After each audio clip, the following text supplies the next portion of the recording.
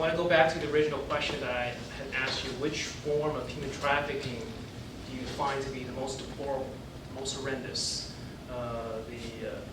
the worst of the bunch, if you will? And I think, for most people, like myself, when I first started as a new attorney 5 years ago, and I started working on these trafficking cases at the YMCA, I worked on a couple of sex trafficking cases, and I thought this has to be easily the worst.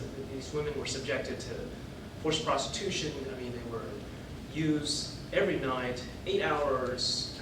They rarely slept, and if it's during the day, they were made to work in the cantinas, waiting tables, cleaning, moved from location to location, and they somehow survived, and not only survived, but to now prosper with the services that we were able to provide them.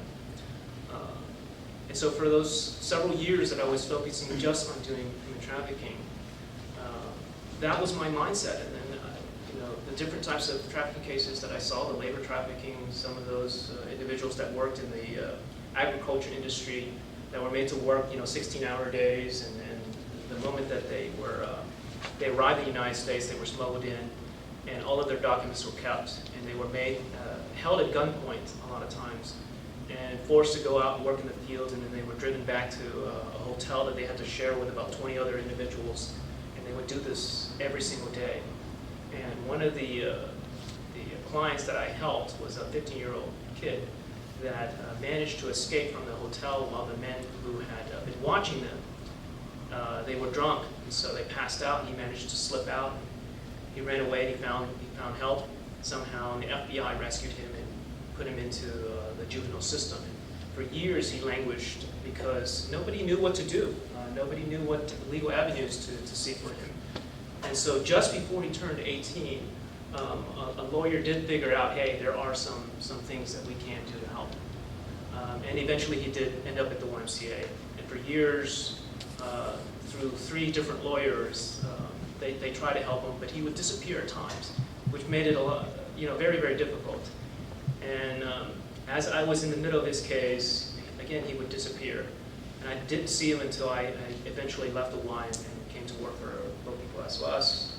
And then I hear that he has come back.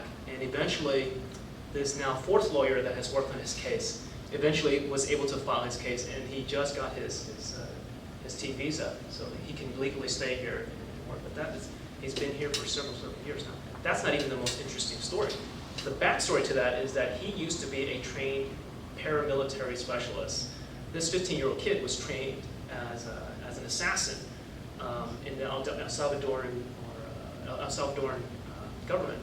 They had recruited him because he refused to join a gang.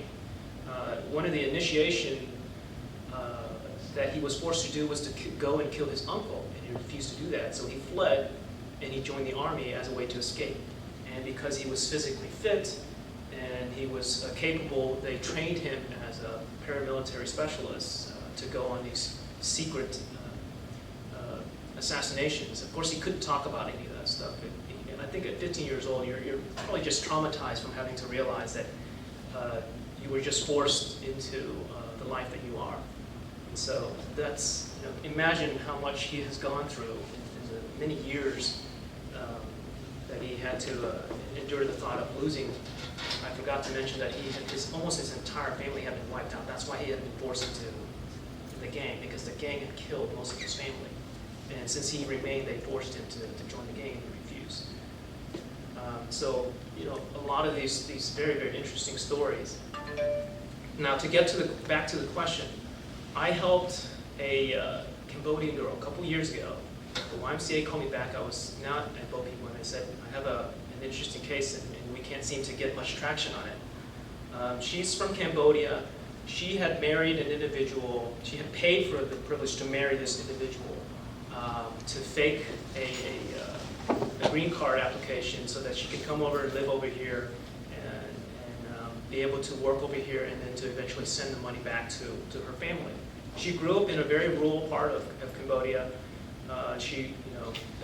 All of the things that they grew on their land was just enough for them to eat, and eventually they would sell very little of it so they could buy clothes and whatnot. And so they entered into a heavy, heavy loan put up their home. The original contract was for about $10,000 or so. She came over here, and that simply wasn't the case. The husband that married her forced her to become his maid. There was no sex involved. He never forced himself on her. He never battered her, never forced her at gunpoint to do any of those things. It's just that they said that they would report her to the police, or that her family in Cambodia would be harmed if she didn't follow their instructions. During the day, she would be made to work in a donut shop and in restaurants, and she would work at those places from about 4 o'clock in the morning till about 4 or 5 in the afternoon, and then she would go home and work for him or for the owner of the donut shops at her home as a maid. And she would get to sleep around 12, only to get up at 4 to start all over again. She did this for a couple of years. And the problem with her case was that she was now stuck because technically she had a green card already. And so the government refused to budge. So through a little discussion, and thank goodness we had such a good relationship with law enforcement here in Houston, I was eventually able to convince them to give her temporary status so that she could remain here while they investigated the case, and they agreed. A year later, they gave her CP status, which is continued present status, which means that they have now recognized and designated her as a victim of human trafficking, which opens her up to benefits that refugees and asylees are able to get. So she now can support herself and support her brother and sister who are already here on a different type of visa. In June of this year, as we were working on her renewal for that CP status, I had also worked at the same time on her T visa, okay, which is a trafficking visa which would allow her to eventually live here permanently and eventually lead to a green card application. And in June of this year, as we got news that, yes, they decided to extend her CP status, which is kind of rare, but we knew that they were going to do that in this case because we had a good working relationship. And at the end of June, we tried, this summer, we tried to contact her. She had relocated to Tennessee, I thought, which was great. She could start her life anew with her brothers and sister and their newborn. And nobody had been able to reach her. And then a few days later, we find out that she had taken her own life. So that's very hard to be able to think about, that we put 2 years of our lives invested in this one case. And what I thought was a very simple, not simple in terms of the legal logistics of it, but simple in terms of the case, that she didn't suffer any abuse, she didn't suffer any beatings that a lot of the other clients did. But that didn't make her trauma any less. It didn't make the abuse, the psychological abuse, any less. And when I have to compare it to a lot of the sex trafficking cases that I've worked on, I now realize that it doesn't make the case any easier. So the kind of bittersweet news that we got was that yesterday I got the T visa approval, and it was kind of hard to have to share that with the case managers at the YMCA that helped her on this case, that all the time that we invested on this one case. What happened to that husband? She paid to be married to that guy? Yes, so the FBI has been investigating for the past 3 years. This is a problem that they don't believe that they have enough to really arrest him. And I can't really comment on all of the stuff that is behind the scenes. But he is not the worst of it. It's the other person that had originally lured her into that situation.